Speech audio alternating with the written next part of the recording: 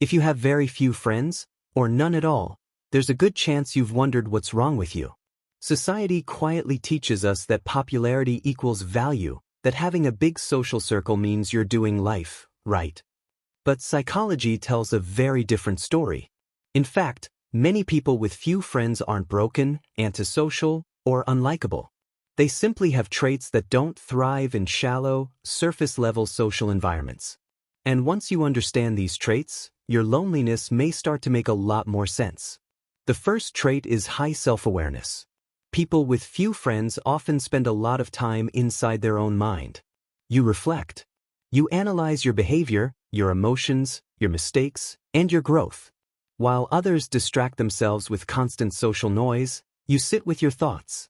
This level of self-awareness can make casual friendships feel unsatisfying because small talk and superficial bonding don't match the depth of your inner world. You don't avoid people, you just don't connect easily with most of them. The second trait is low tolerance for fake or forced relationships.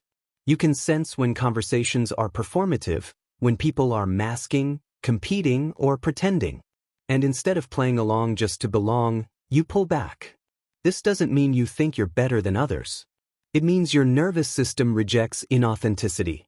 Many people would rather have dozens of shallow connections than face silence.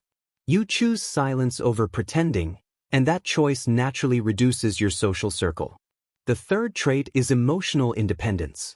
You don't rely on constant validation, attention, or social approval to feel okay. While others feel uncomfortable being alone, you can sit with yourself without panicking.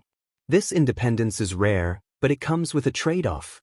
People often bond over shared insecurity, not shared stability. When you don't need people emotionally, fewer people feel instantly drawn to you. And that's not a flaw, it's a sign of inner strength. If any of these traits sound familiar, pause for a moment. You're not behind in life. You're not socially defective. You may simply be wired for depth instead of quantity. And we're only getting started.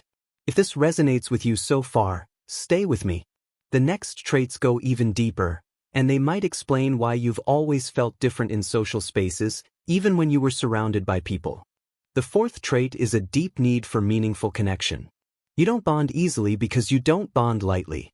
While many friendships form around convenience, same workplace, same class, same routine, you look for something deeper. You want conversations that reveal values, fears, beliefs, and real experiences. And because most people aren't comfortable going there, you often end up feeling alone even in a room full of people. It's not that you don't want friends. It's that you want the right ones. The fifth trait is strong boundaries. You're selective with your time, energy, and emotional space. You don't tolerate disrespect, constant drama, or emotional dumping. And while boundaries protect your mental health, they also shrink your social circle, because many people are used to relationships without limits.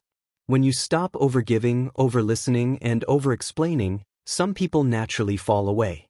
That loss can feel painful, but it's also proof that you've stopped betraying yourself to keep others comfortable. The sixth trait is intellectual or emotional depth that doesn't match your environment.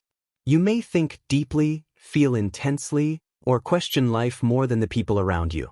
Conversations often feel too surface level, repetitive, or emotionally distant. Over time, you stop forcing yourself to fit in where you don't belong. This can look like isolation from the outside, but internally, it's alignment. You're choosing coherence over crowd acceptance, and that choice often comes with fewer, but more meaningful, connections. If you're noticing a pattern here, it's this. Your lack of friends isn't about rejection. It's about selection. You're not excluded, you're unconsciously filtering. And while that can feel lonely in the short term, it often leads to stronger, healthier connections in the long run. The seventh trait is emotional sensitivity combined with emotional control. You feel things deeply, but you don't broadcast them. You notice shifts in tone, mood, and energy. You sense when something is off, even if no one says it out loud. But instead of reacting dramatically, you internalize, process, and regulate your emotions quietly.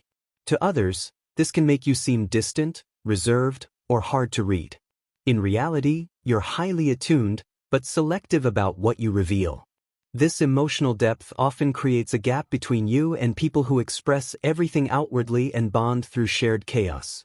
The eighth trait is a strong preference for solitude over social exhaustion. You don't dislike people, you dislike feeling drained. Social interaction costs you energy, especially when it lacks meaning. So instead of forcing yourself into constant interaction, you choose solitude as a way to recharge and stay grounded. Over time, this choice can be misunderstood. People may assume you're uninterested, arrogant, or antisocial. But the truth is simpler. Your nervous system needs space, quiet, and reflection to function at its best.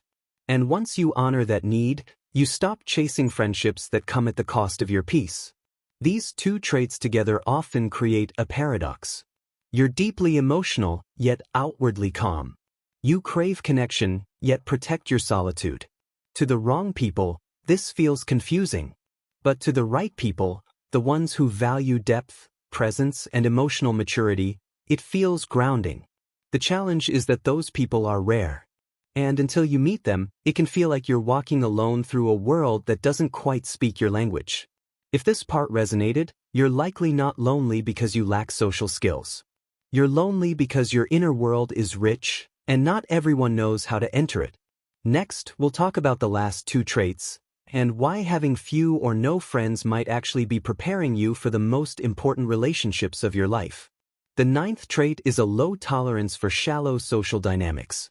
You quickly notice when relationships revolve around gossip, status, competition, or emotional games. And instead of adapting to those dynamics, you disengage. This often leads to fewer social invitations, fewer group chats, and fewer casual hangouts. But what you gain in return is something far more valuable: mental clarity and emotional peace.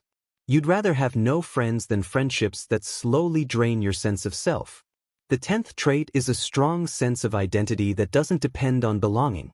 You know who you are, even when no one is watching, even when no one is validating you. You don't shapeshift to be accepted. You don't chase popularity. And while this independence protects you, it also sets you apart. Many friendships form because people need each other to feel whole. You don't.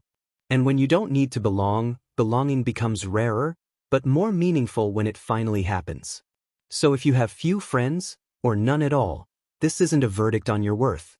It's a reflection of your standards, your depth, and your emotional maturity. You're not socially behind. You're socially selective. And while this phase of life may feel isolating, it often comes before something important: alignment. The kind of connection where you don't have to explain yourself. The kind of friendship that feels safe, quiet, and real. Here's the truth most people never hear. Loneliness isn't always a sign you're missing something. Sometimes it's a sign you've outgrown what no longer fits. If this video helped you feel seen or understood, take a moment to support the channel. Like the video, subscribe, and share it with someone who feels alone but doesn't know why. And if you want more psychology-based content that explains why you feel the way you do, not just how to fix it, stay here. More videos like this are coming. You're not broken. You're becoming.